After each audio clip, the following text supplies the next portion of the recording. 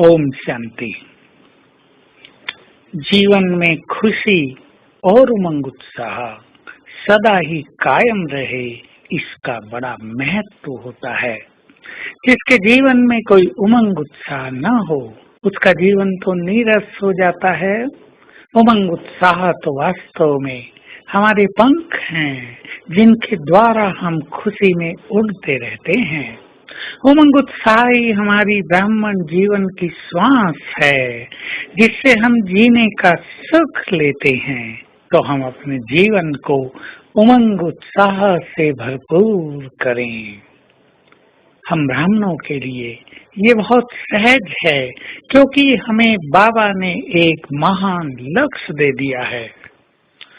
दुनिया में भी जब किसी के सामने कोई लक्ष्य होता है, कोई बड़ा कार्य होता है, उसको करने की एक समय सीमा होती है, तो कितना मन में उमंग उत्साह रहता है।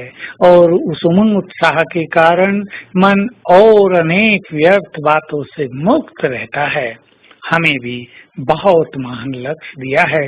संपूर्ण बनना है, कर्मातीत होना है, बाबा से सर्वश्रेष्ठ भाग्य प्राप्त करने हैं, अपनी झोली सर्व खजानों से भरनी है। बाबा हमें सब कुछ देने आया है, उससे हमें सब कुछ ले लेना है। ये हमारे लक्ष्य हैं। विचार करें, क्या सचमुच हमने अपने जीवन का कोई महान लक्ष्य बनाया है? अवश्य बना लें। 3 मास का लक्ष्य बना लें, बहुत अच्छी अनुभूति होगी। छोटा सा लक्ष्य बना लें 3 पॉइंट्स का, 1 पॉइंट कोई धारणा की रख लें। 3 मास में मुझे ये धारणा जीवन में ले आनी है। 2-4 स्वमान रख लें, इनका मुझे अभ्यास करना है।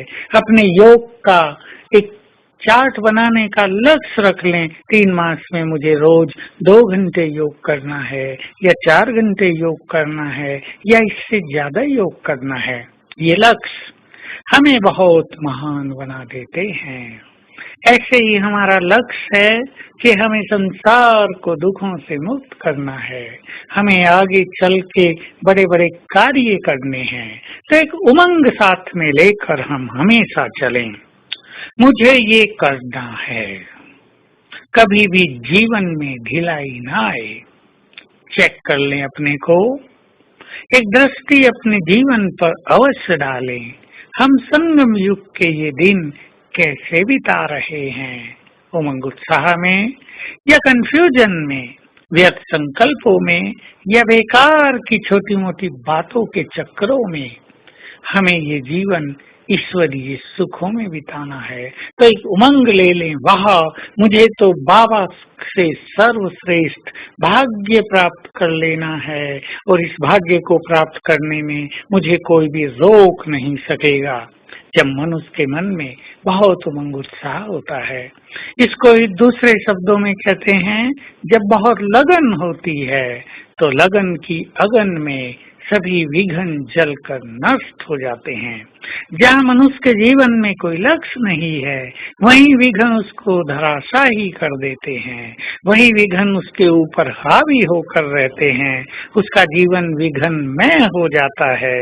लेकिन जहाँ लगन की अग्नि तेज प्रज्वलित है, उसमें हम लगे हुए हैं, विघ्नों की ओर हमारा ध्यान ही नहीं है।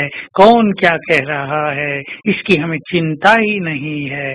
हम तो अपने महान लक्ष्य को पाने में लगे हुए हैं, तो विघ्न रहते ही नहीं, उनका आभास हमें कभी होता ही नहीं। तो हम अपने महान लक्ष्य की ओर चलें। संसार क्या कहता है, लोग क्या कहते हैं, इसकी चिंता न करें, तो जीवन उमंग उत्साह से सदा भरपूर रहेगा। तो आज सारा दिन अभ्यास करेंगे घर जाने का और वापिस इस देह में आने का। अभ्यास करें। ये संसार का 84 जन्मों का खेल अब पूरा होता है। अब ये देह छोड़कर मैं आत्मा उड़ चली अपने धाम, और उड़ते उड़ते पहुंच गई परम धाम में, बाबा के पास। और वहां से कुछ देर वहां रहकर फिर मैं आत्मा वापिस उतरी और नीचे आ गई पुनः अपने देह में। अशरीरीपन का बहुत सुंदर अनुभव होगा। ओम शांति।